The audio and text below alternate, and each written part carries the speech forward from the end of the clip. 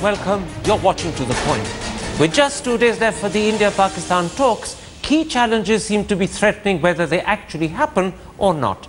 The first is Hurriyat. Pakistan has a long-standing policy of meeting Hurriyat leaders. India under Mr. Modi has made this a new red line. And the second challenge is Kashmir.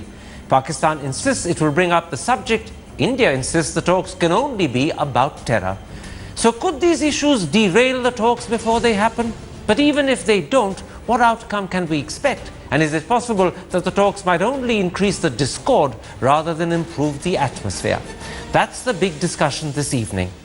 I'm now joined by former Foreign Minister Salman Khurshid, BJP MP Chandan Mitra, former High Commissioner to Pakistan Satya Pal, and a senior fellow from the Centre for Policy Research, Srinath Raghavan. Also joining us from Islamabad, Pakistan, are two former distinguished Pakistani High Commissioners to India, Ashraf Jahangir Qazi and Aziz Ahmed Khan. Chandan Mitra, yesterday former Foreign Minister Yashwant Sinha told me that the talks with Pakistan should be called off immediately and that the Pakistan High Commissioner should be declared persona non grata and sent back home to Pakistan. Now, when this is the opinion of a former foreign minister who negotiated the seminal January 2004 joint statement with Pakistan, why does your government believe that this is the right time for talks with Pakistan? Well, Mr. Yashwant Sinha is a very senior and respected politician with a great deal of experience, but his views are his views. They are not the government's views. And as far as government's views are concerned, I wish there were a statement from the government, because I am not privy to the government's views. I mean, I support the government, I belong to the BJP, but I can't say any minute-to-minute development in the way the government is viewing this matter.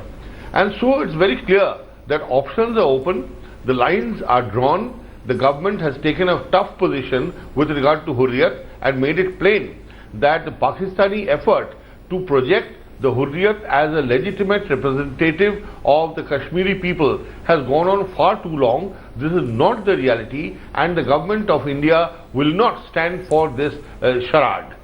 Ashraf Qazi, what is the view in Pakistan? You must be aware of the sharp divide in India over these impending talks, not just with Congress formally opposing them, but many who are members of the BJP like Yashwant Sinha also against them. What is the view in your country? How are the talks viewed there? As timely and necessary or ill-timed? Well, I think in Pakistan there's a near consensus on the need for dialogue as such. But there's an equal consensus that India's preconditions are really unreasonable and unrealistic and cannot be met. After all, they stem from Pakistan's position with regard to Kashmir. And it's quite unrealistic to expect one party to change its fundamental position as a condition for dialogue. That is far from realistic, and it conveys a kind of non-seriousness. That is the view here. And there are very low expectations from this meeting, even if it goes ahead. I think one essential condition for success in talks, or any talks, including these one, is for either side, both sides, to take on board the essential concerns of the other side, even if they disagree with the other party. With regard to India, you know, you have Mumbai, you have the allegations of structures of terrorism which need to be dismantled, and infiltration across the LOC. These are India's views. We may not agree with them, but we must address India's concerns. Similarly, conversely, India has to recognize that Pakistan's position with respect to the centrality of Kashmir has to be also taken on board, and even if we disagree, we need to sort of be able to address each other's concerns. You know, there's the LOC firing, and then there's alleged interference from India in Balochistan. Let's not go into details but unless we respect each other's core concerns, we're not going to make any progress. That's a very fair point. Let's come to the issue, Satya Pal, that at the moment looks like an issue that could actually derail the talks. And I'm talking about Pakistan's insistence on meeting the Hurriyat and India's opposition to that meeting taking place, full stop. Now, after the Foreign Secretary level talks were cancelled in August on this precise issue, how do you view Pakistan's insistence that when Mr. Aziz comes, he will meet Hurriyat. Do you see it as sometimes government sources claim that this is being done deliberately so that India calls off the talks and that Pakistan is simply playing a game? Or is this in fact, as Ashraf Qazi was suggesting, intrinsic to Pakistan's policy for the last 20 years, and you can't expect them to give it up as a precondition? They may give it up as an outcome, but not as a precondition. How do you view this matter?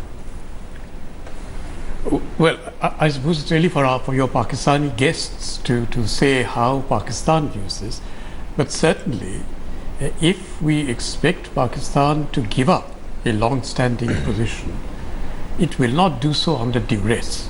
I think that is one of the first rules of diplomacy, that you cannot expect your interlocutor to give up something under duress unless you are in a position to force that interlocutor, which we are not at the moment.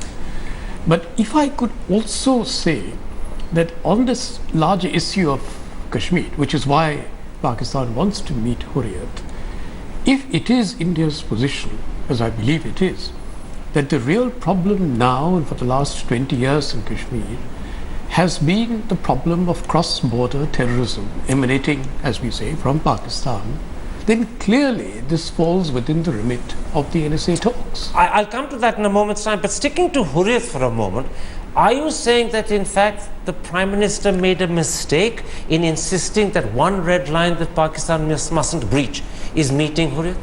Because that's been a red line since August last year. Well, I said this on your show last year, that I believed it was a mistake, that we were laying down a condition that would make it impossible for us to resume a dialogue. So it is a mistake on our part? That's what I believe, and I continue to believe. Aziz Ahmad Khan, given that the UFA joint statement makes it absolutely clear that the NSA talks would be about terror, why is Pakistan insisting on meeting Hurriyat at this stage? Because Hurriyat is not directly involved or related to terror. And secondly, your insistence on meeting Hurriyat is spoiling the atmosphere to such a phenomenal extent that there's no likelihood that these talks, if they happen, will lead to a more broad-range dialogue thereafter, which is what you want.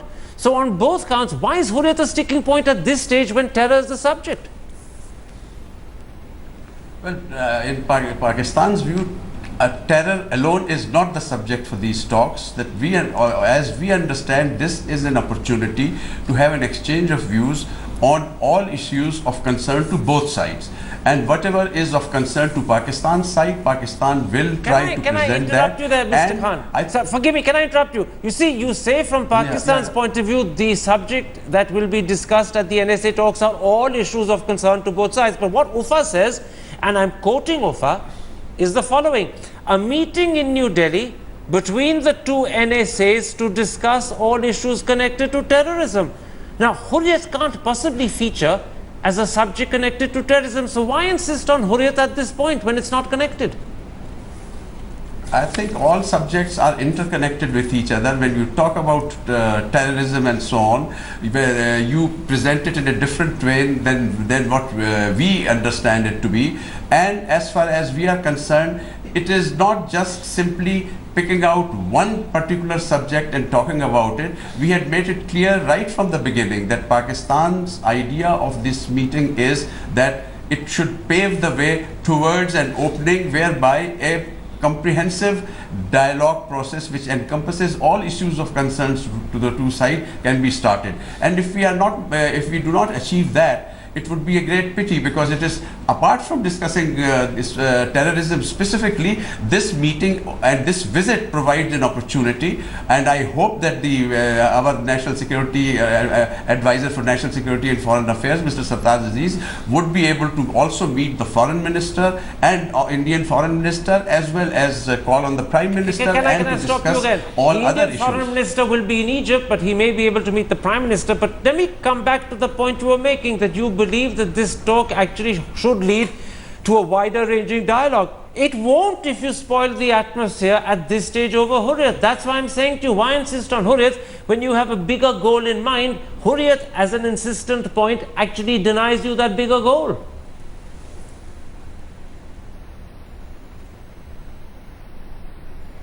Aziz? Oh dear, we've lost the line to Pakistan at that point. Srinath Raghavan, one of the problems over India's position on Hurriyat is that it seems to me increasingly that India has boxed itself into a corner. What, for instance, will Mr. Modi do if Sartaj Aziz arrives on Sunday and meets Hurriyat? Either at that late stage he can call off the talks completely, and then the Indian government will be accused of not having done this earlier because people have been saying call it off for the last couple of weeks, or they can dramatically arrest Hurriyat at the doors of the Pakistan High Commission, and then the world will turn around and say this is an extremely undemocratic thing to do. But we're boxed between the two. Well, we are, and in a sense, as Ambassador Pal mentioned earlier, this was something of an unnecessary red line to lay down in the first instance. And what it does effectively is really to elevate Hurriyat to a prominence that it absolutely does not deserve in the state of things. I mean, in the state of Jammu and Kashmir, we have a coalition government where the BJP is a part of the coalition. In a sense, you are undermining that government's credibility by projecting the Hurriyat in such a prominent way. So I think it's absolutely needless to give Hurriyat so much of airtime and so much of publicity at this point. So in fact, what you're saying is that this red line about Hurriyat is backfiring in several ways. Not only is it an impossible one for Pakistan to meet, secondly, it's additionally boxed us into a corner because we don't know what we're going to do if Aziz does meet them. And thirdly, it's likely to embarrass the ally of the BJP in Kashmir, PDP. Absolutely. So it's a set of 3 own goals that the government has scored against itself. Well, these things should have been thought through at the point last year when we did set out these as sort of inviolable red lines. Do you get the feeling that actual proper strategic thinking wasn't done last year, that was a knee-jerk response at the time? Well, I certainly believe that we have not thought through the consequences of laying down this issue as a red line in talks with Pakistan. Salman Khurshid, I know that the official position of the Congress party as articulated by your spokesman is that in fact the talks shouldn't be happening full stop. You believe this is the wrong time for the talks. But now that it seems that as of now and up till now the government is determined to go ahead, what's your party's position on the meeting with Hurriyat? It happened repeatedly since 1994 when Farooq Lagari first met Hurriyat as Pakistan president. It happened repeatedly when you were in office as a government yourself. Do you think it's the right red line for Mr. Modi to draw, or has he made a mistake and now hung himself by his own petard? Well, to tell you truthfully, when you have a difficult situation of this nature, you have to keep looking at possible combinations and permutations to move forward. If you have to move forward, instead of just restating your positions that have remained static for a long time. We'd supported the government taking a position at that time of calling off the talks. But frankly, I think the trouble with this government is that it's not very clear, and it doesn't share a clear perception with anyone else in the country, certainly not with us in the opposition, as to what its plans are, to the extent that it can disclose them, and what its objectives and destination is. And therefore, it looks like a flip-flop, U-turns, sudden jerks. And therefore, it's very difficult to support them in anything they're doing, which is the reason why we can't say that what they're doing is correct. Two, the implications of whatever has been done since they came to power, we find are extremely hurtful to India's interests, and therefore, we really think that they are in a very, very bad position. Chandan Mitra, let me ask you what your government will do if Sartaj Aziz comes on Sunday, which he is still scheduled to do, and meets Hurriyat, which he may. Will you at that stage call off the talks and look as if you've embarrassed yourself because you're doing it to a guest on your territory, and many will say you should have done it weeks ago, not at this last moment? Or will you arrest Hurriyat at the doors of the High Commission and look very undemocratic because they're Indian citizens with the right to meet who they want? What will you do? Because many believe Mr. Modi's so-called red line has actually boxed him and his government into a corner.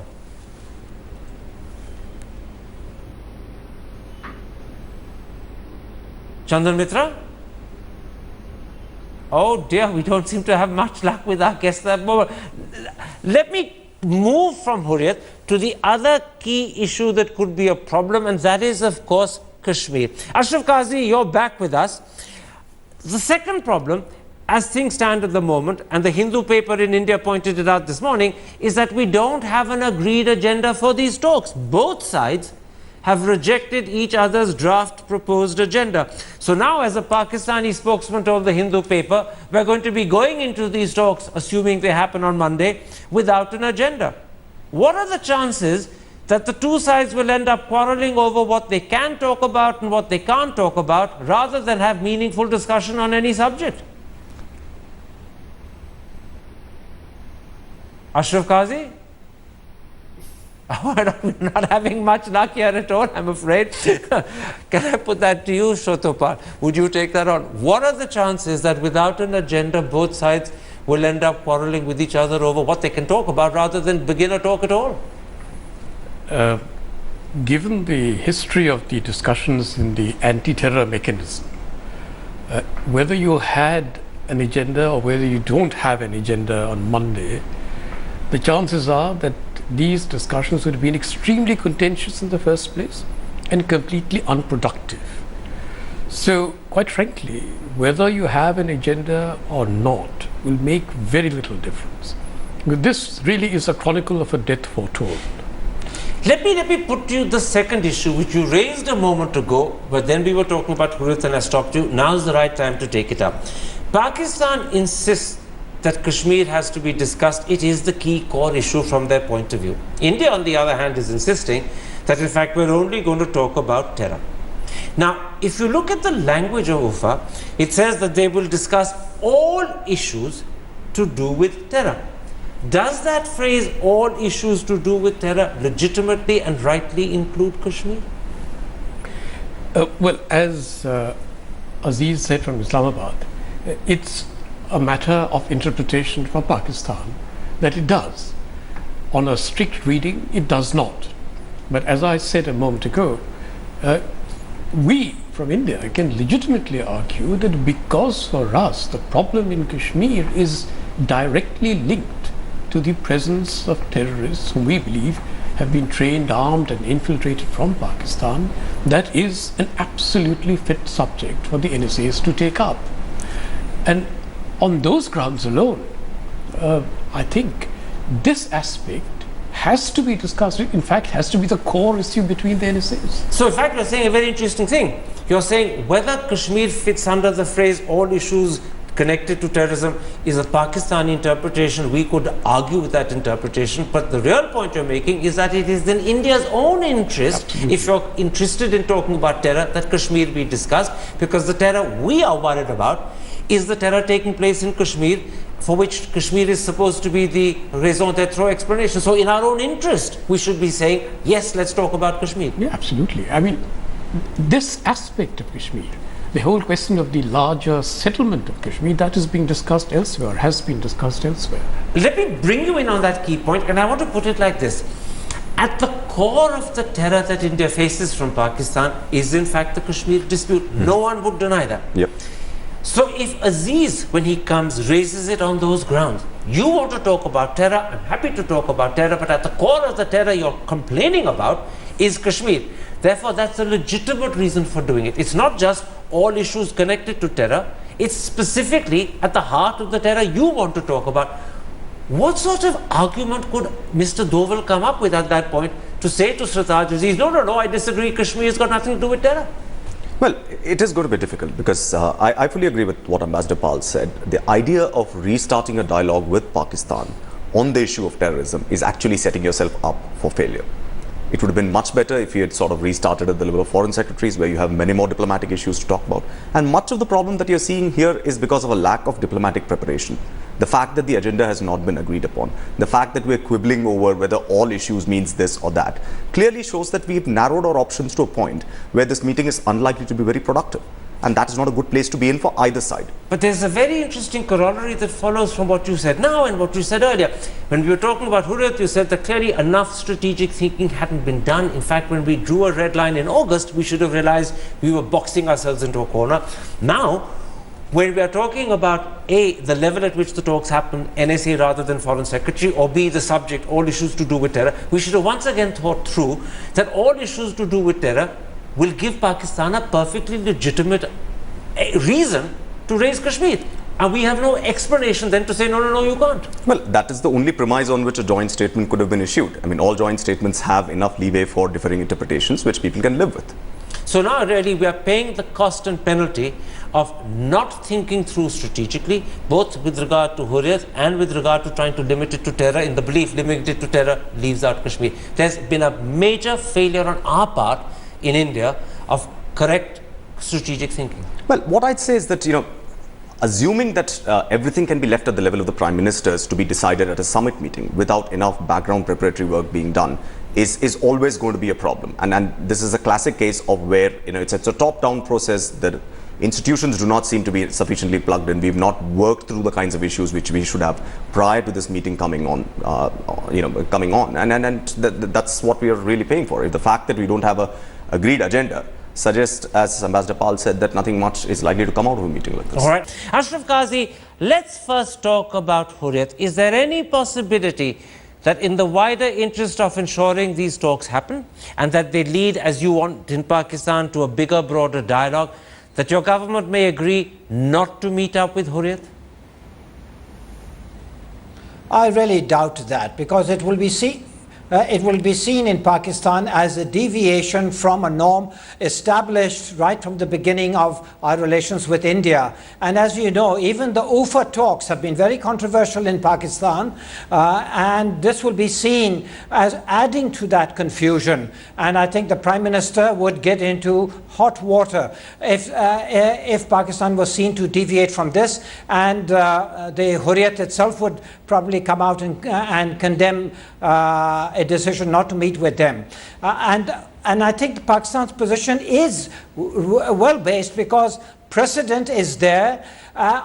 It's consistent with our position, and I do think the Indian Prime Minister needs to be properly briefed on what would undermine talks while maintaining your position, and what could sort of make it absolutely impossible for these talks to be resumed and sustained. And I think such a hardline stand would actually make it very, very difficult for this visit to have any value.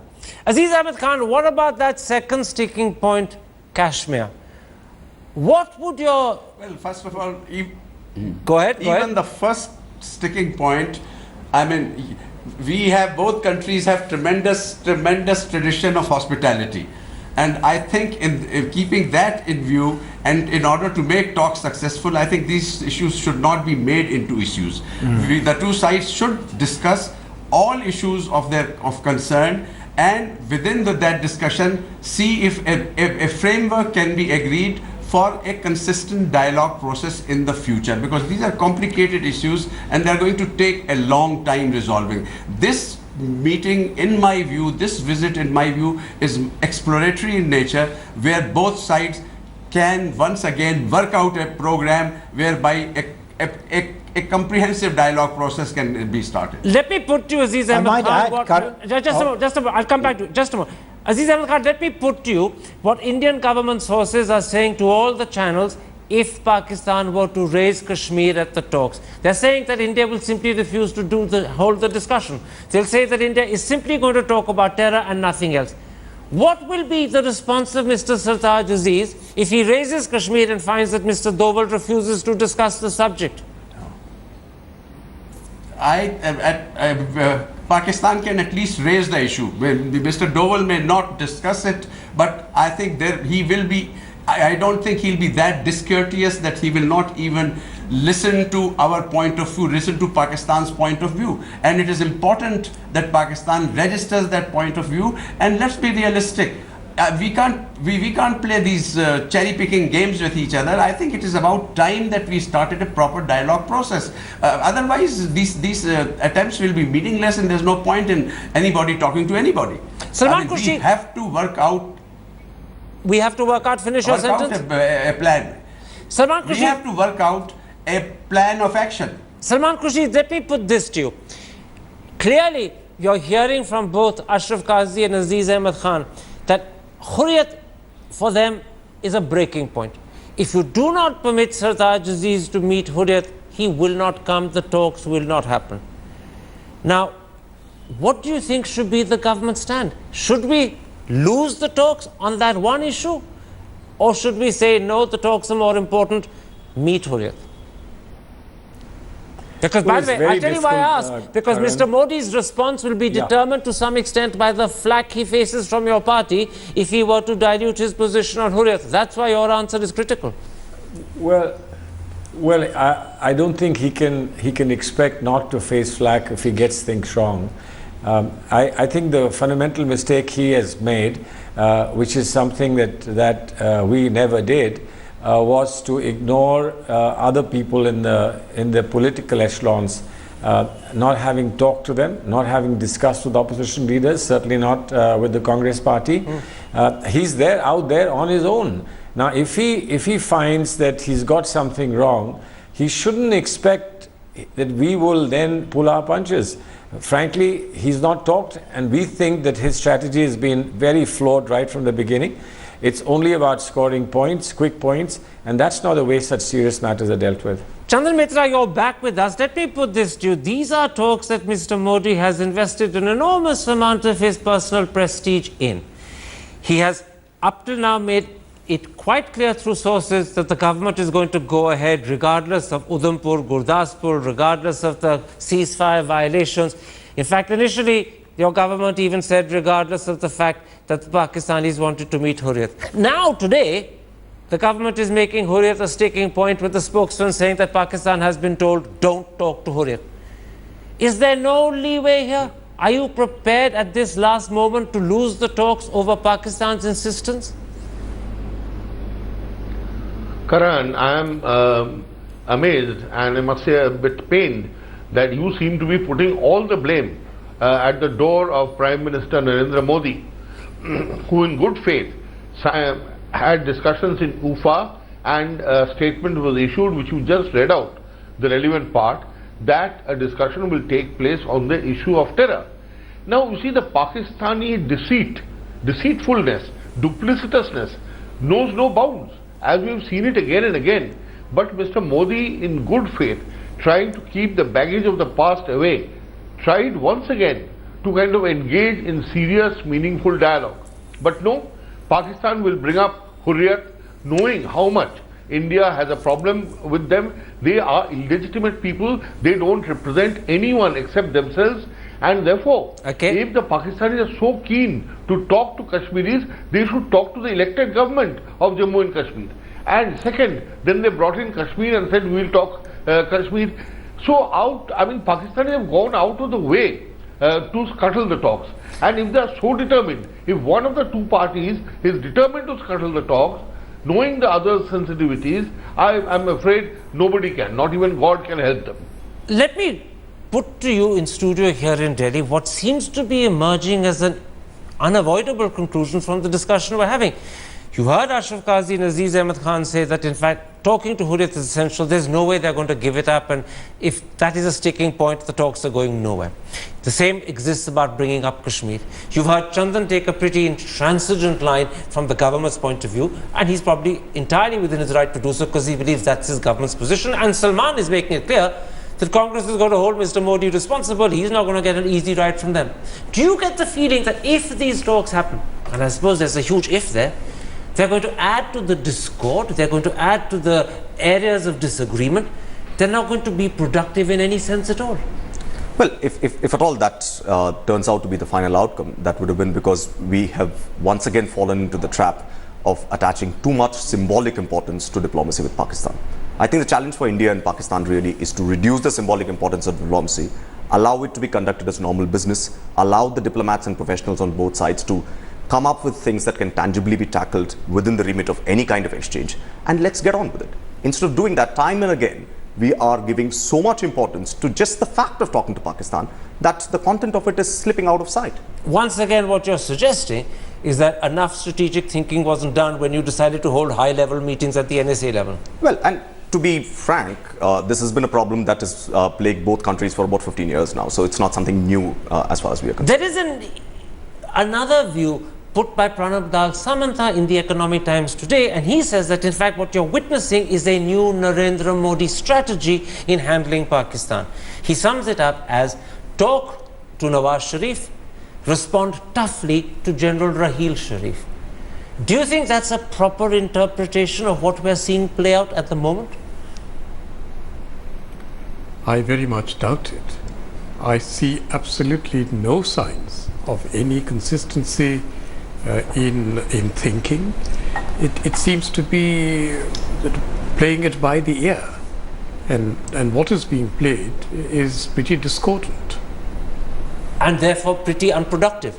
Absolutely unproductive. And therefore what you're also saying is that the entire strategy being adopted by Mr. Modi is the wrong one. There is an absence of strategy. Absence of strategy. There is an absence of strategy.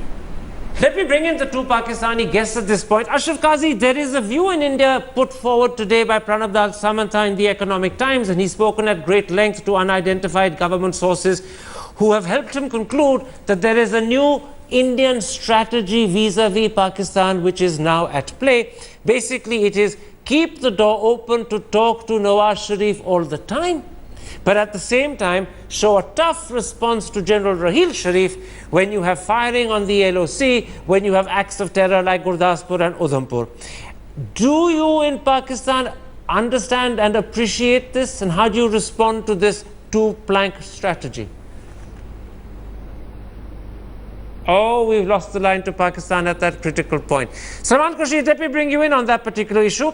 As a member of the opposition and someone who's been foreign minister before, how do you view this alleged two-horse strategy if Pranab Samanta's description and interpretation is correct? I think it's too generous, and I think it's a bit far-fetched, if I might use that term. I see no strategy at all. I see misplaced self-confidence and trying to pull off little tricks, a rabbit out of a hat. This is not the way difficult diplomacy is done.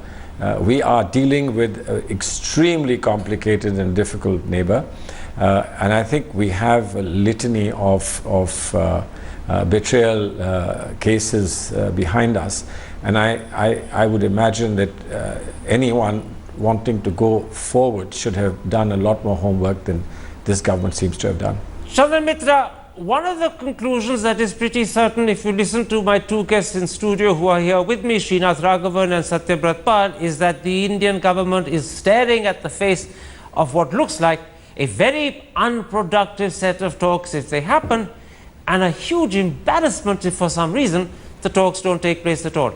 Either way, this is a no-win situation for Mr. Modi. I don't think, so much importance should be attached. We know we've been talking to Pakistan on and off for 20 years, and most of these meetings, including Agra, have been abysmal failures. And we know that the Pakistanis don't really understand the language of dialogue. And therefore, I think if there is any kind of recalibration of strategy, it must keep in mind, keep into account what is the language that Pakistan understands. And therefore, on the basis of that understanding, we should go ahead and have further talks, if any. But if I were to listen carefully to what you're saying, work out first what is the language Pakistan understands, and on the basis of that understanding, go ahead and do what you have to do, then the conclusion that follows is that Mr. Modi didn't work out in advance what is the language Pakistan understands and went ahead and made a mistake. You're virtually saying so yourself. No, I didn't say that. I did not say that. But yes, Mr. Modi has been trying from day one by extending his hand of friendship and goodwill. And Pakistan has been spurning it time and again. I'm sure this time he will say enough is enough. And this is what we have done before. I deliberately mentioned Agra. Okay. That despite Kargil, Mr. Vajpayee invited President Musharraf and nothing came of it. Similarly, I think now Mr. Modi and Pakistanis should realize this, that when a man makes such a genuine effort as Mr. Modi has done, and you spurn it on fictitious and spurious grounds, I'm afraid you are losing the man who is extending your hand of goodwill. And if you have to pay a price, well, be ready for that. I'm going to pick up on that description that Chandan put and ask you if you agree with it. That Mr. Modi put a lot of effort, Pakistan has spurned the hand, there was goodwill on Mr. Modi's part, there was somehow, if not betrayal, at least deception on Pakistan's. Do you agree with that description of the process that's culminating in the peculiar situation we're in today? No, I think that would be a very one-sided description. I think we have to remember that when Mr. Modi extended his invitation, which was a very brave, innovative step, it was Mr. Sharif who took the political risk of overruling opposition from within the military establishment and came here. So Mr. Sharif took a greater political risk than Mr. Modi. Thereafter, if things have unraveled, if, as Mr. Mitra says, we've been speaking to each other in language that the other country doesn't understand, then perhaps the BJP needs to get a lingua franca that it believes will be understood across the border. Or at least an interpreter who could speak both languages. I believe so. If, as seems to be the possible outcome, and I'm using a lot of ifs and buts here, that these talks either don't happen because they're called off at the last moment, or they happen and they are clearly unproductive. In either event, will Mr. Modi be the embarrassed party, or will it be Pakistan who will look embarrassed and wrong? Well, if the talks do go ahead, I don't think either side needs to feel that they've been embarrassed. Diplomacy is a good thing. It's a normal thing to do. That's the normal way states conduct relationships. Even if it's unproductive? Even if it is unproductive. I think it's a good idea to talk. And even if nothing much comes out of the dialogue, as I believe nothing much is likely to, because we've focused on this very narrow question of terrorism, it might still open up other avenues for further discussion. Maybe the foreign secretaries can follow up, chalk out a clearer diplomatic agenda and takes things forward. So talking is always a good thing. That's my belief. And what happens if the talks don't happen? What happens if they're called off at the last moment, which is still a possibility? Well, I think that would be a serious embarrassment for us. For us? Because we are the hosts. We have, the Pakistanis are coming here, and as one of the Pakistani guests made a point, I mean, there is a certain tradition of diplomatic cordiality that we also have to live up to. So I very much hope the talks won't be called off. So, if the talks fail to happen, India will be the embarrassed party? Yes, particularly because we are the hosts. Salman Khurshid, if the talks fail to happen, and I underline there's a huge big if there, but if the talks fail to happen, how will Congress respond to that situation? Will you make it a political issue that you will raise? Or will you, in the bigger national interest, and because it affects India-Pakistan relations, which are important for everyone, say, no, let's not politicize this. The embarrassment Mr. Modi faces is enough. We don't have to add our own little bit to it. Well, I'll tell you very clearly, we are not like the BJP in opposition. We will be demanding in terms of delivery, but we are not going to embarrass our government. We are not going to embarrass the Prime Minister. We just hope that the lesson goes home that he can't do things on his own, that he can't just pull out tricks and hope that that will work. He should talk to people who understand what is happening and what has been happening. He should talk to other people in the country so that he can he can give an impression that it's the country that wants this, not an individual or a group of people. I think that this whole business of containing something as a magic trick that some magician has up his sleeve is a terrible way of doing diplomacy for the country. I'm going to leave you the last word, Chandan Mitra, because in a sense, in fact, you're defending the government, defending the foreign minister and the prime minister and the NSA, who have been, so to speak, in the dock right through this show. If the talks don't happen, and that is still a huge big if, but if they don't happen, will that be a setback for Mr. Modi's Pakistan policy? Not at all. Not at all, because I think Mr. Modi has drawn the line and is very correct. I think the people of the country don't want us to keep on kowtowing to Pakistan, and they coming and meeting and feeding the Hurriyat. They talk to them on the phone every day and give instructions anyway from the ISI headquarters. Now you come here and feed them. That is not acceptable. So that is right. People will applaud Mr. Modi for having taken a tough line. And as for the Congress, really I'm amazed. Just the other day, they demanded that the talks be called off. And now they are saying the blame has to go to Mr. Modi because he did not prepare, he didn't do that. I mean, but what was their spokesman saying? Just 2 days back, they said call off the talks. There's no reason why the talks should be held. I don't understand. Let them make up their mind. Let them strategize. They are totally disoriented after being down to 44 and losing even civic elections these days. They can't think straight. All right. As I said, I'll let you have the last word. I won't go back to Salman Khurshid because that will simply start a tu meme. I think even Salman Khurshid would agree, since your government has been in the dock in a sense, so to speak, through this show, it's only fair that you should have the last, I won't say laugh, but the last word. And I apologize to the audience for the fact that we repeatedly lost our guests in Pakistan. I'm afraid when the monsoons are playing havoc with the weather, they're back at that last point as we're leaving, but I'm afraid it's too late. My thanks to and pleasure to see you once again, Ashraf Qazi and Aziz Ahmed Khan. I'm sorry we couldn't make more of this conversation with you. My thanks to my other guests for joining me. And there we end this particular episode. Goodbye. Good night.